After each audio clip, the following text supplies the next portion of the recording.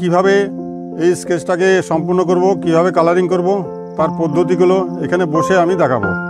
ইয়েলটা দেখছেন, এটা একটা ক্যামেরা ট্রাইপডকে মডিফিকেশন করে ইয়েল বানানো হয়েছে। এখন আমি বসে গেছি ছবি আঁকতে। রং নিয়েছি এখানে ক্যামেলের আর্টিস্ট কালারগুলো ফিল আপ করছি ওয়াটার কালার দিয়ে। এই রঙগুলো আমি আমার মিক্সিং প্লেটে লেআউট করব। তো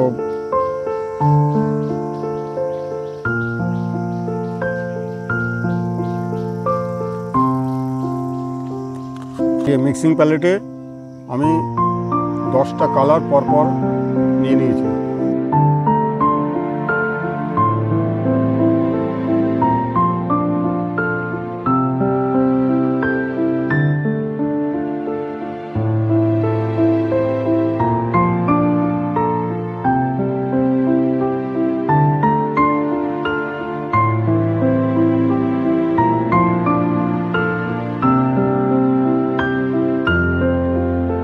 আজকে আমি এখানে যে ব্যবহার করছি এটা হ্যান্ডমেড পেপার।